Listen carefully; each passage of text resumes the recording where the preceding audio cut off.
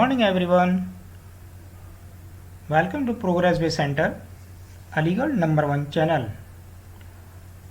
उम्मीद है कि आज आप लोग सब खैरियत से होंगे।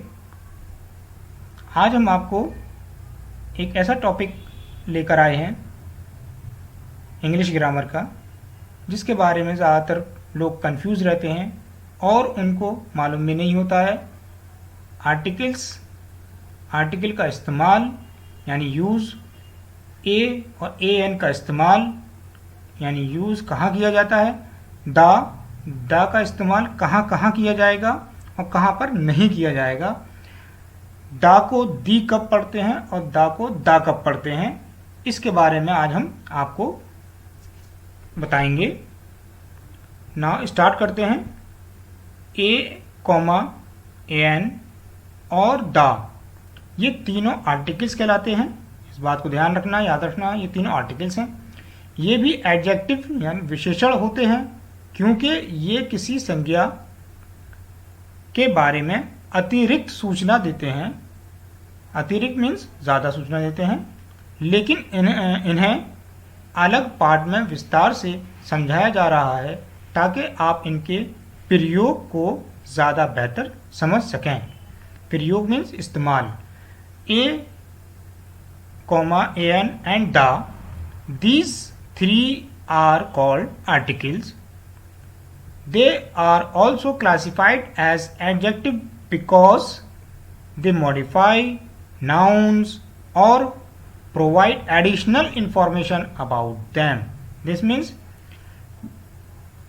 कि ए और ए एन एंड द, ये तीनों आर्टिकल्स हैं और इनको एडजेक्टिव भी कहते हैं, क्योंकि ये संज्ञा के बारे में आपको ज़्यादा इंफॉर्मेशन देता है और संज्ञा को मॉडिफाई भी करता है। Before we start, pay attention to, यानी कि स्टार्ट करने से पहले हम आपको ये बता दें, इनके बारे में 2 पॉइंट हैं। 2 पॉइंट को बहुत अच्छी तरीके से समझ लीजिए। और उसमें पहला पॉइंट है पॉइंट 1, दा को दी बोलेंगे। कब बोलेंगे ये आपको बताया जाएगा। अगर अगले शब्द की शुरुआत स्वर की ध्वनि से हो, स्वर मीन्स वॉवेल, ध्वनि means sound, they will be pronounced as the if the next word start with a vowel sound. दा को दा बोलेंगे अगर अगले शब्द की शुरुआत व्यंजन की ध्वनि से हो।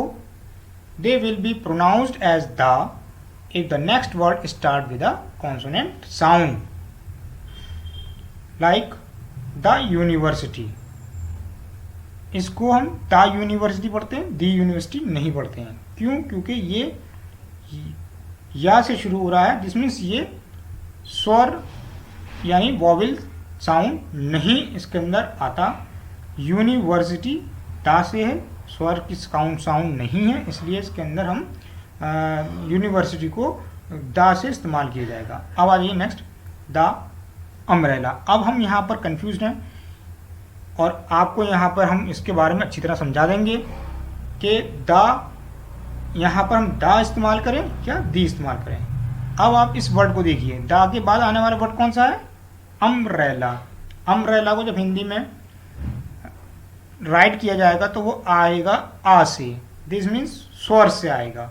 और जो स्वर से आने वाला जो वर्ड होगा उससे पहले जो दा होगा उसको दा नहीं पढ़ेंगे, उसको दी पढ़ेंगे। उम्मीद है आपको समझ में आ गया होगा। एक और पॉइंट, एक और वो ले लेते हैं इसके एग्जाम्पल, द ईयर। ईयर मतलब यहाँ पे ईयर, ई नहीं, आवाज़ नहीं निकलती है, ईयर, ईयर मतलब या की आवाज़ निकलेगी, इसलिए यहाँ पे दा इस्तेमाल किया जाएगा। The year.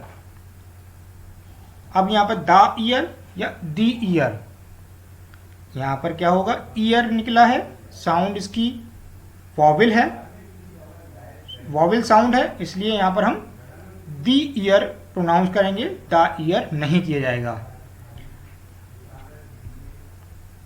सेकंड पॉइंट,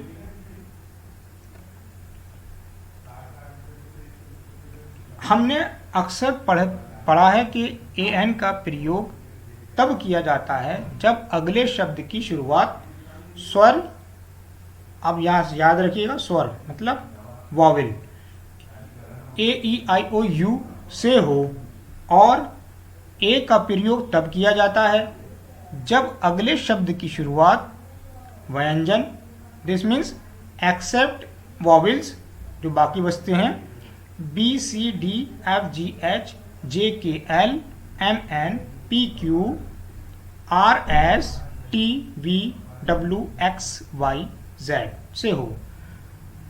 अगर ये सच है तो फिर आवर OHOUR के साथ AN का प्रयोग क्यों किया जाता है जबकि ये H से शुरू हो रहा है।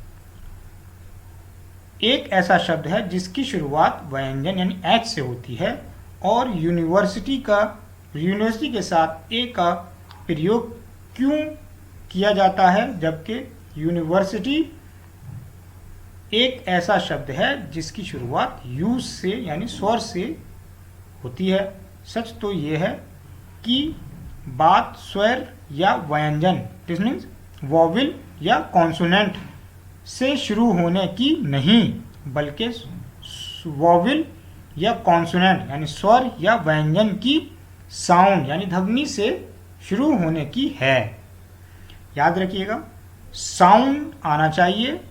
वर्ड में क्या आ रहा है, पहला लेटर ए से है यानी वॉवेल से है या कॉन्सोनेंट से, इस पर डिपेंड नहीं करता है, डिपेंड करता है कि उसकी साउंड वॉवेल में है या कॉन्सोनेंट में है। We have often been taught that an is used when the next word start with a vowel and a is used when the next word start with a consonant. If it is true, then why do we say an hour or a university? H is a consonant. Why don't we use a before it? And U is a vowel. Why don't we use an? The fact is, it's not about starting of next word with a vowel or a consonant. Rather, it's all about the starting of next word with a vowel sound or consonant sound. उम्मीद है कि आप ये समझ चुके होंगे कि vowel sound और वॉवेल कॉन्सोनेंट साउंड पर डिपेंड करता है ए और ए एन का इस्तेमाल। वॉवेल वर्ड पर या कॉन्सोनेंट वर्ड पर यानी कॉन्सोनेंट लेटर पर या कॉन्सोनेंट वॉवेल लेटर पर डिपेंड नहीं करता। किस पर डिपेंड करता है? इनके साउंड पर डिपेंड करता है।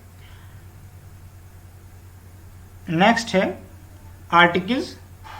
There are two types of article, this means article दो तरह के होते हैं।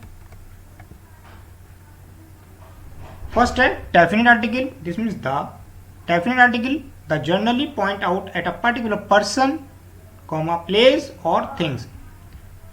द का प्रयोग किसी विशेष व्यक्ति, स्थान या वस्तु के साथ होता है जिसके बारे में पहले से ही जानकारी हो। याद रखिएगा, डेफिनेट आर्टिकल है, द है, और द का इस्तेमाल वही होता है जिसके बारे में आप पहले से जानते हो। दिस मीन्स चाहे वो व्यक्ति हो, स्थान हो या वस्तु हो, दिस मीन्स पर्सन हो, प्लेस हो या थिंग्स हो, हमें इनके बारे में पहले से मालूम होगा, तब हम यहाँ पे द का इस्तेमाल करेंगे। इनडेफिनेट आर्टिकल में ए और ए एन होता है। इनडेफिनेट आर्टिकल यानी ए और a an does not point out any particular person और थिंग्स। दिस मीन्स ए और ए एन का प्रयोग किसी ऐसे व्यक्ति, स्थान या वस्तु के साथ होता है जिसके बारे में पहले से जानकारी ना हो। उम्मीद है कि आपके समझ में आ चुका होगा अच्छी तरीके से कि आर्टिकल्स क्या होते हैं, आर्टिकल्स ए एन का इस्तेमाल कहाँ होता है। दा का इस्तेमाल कहाँ होता है। अब हम इससे आगे नेक्स्ट वीडियो में आपके लिए लेकर आएंगे।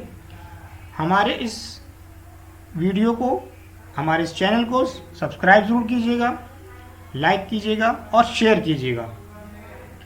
नेक्स्ट वीडियो में आपसे मिलेंगे फिर, तब तक गुड बाय।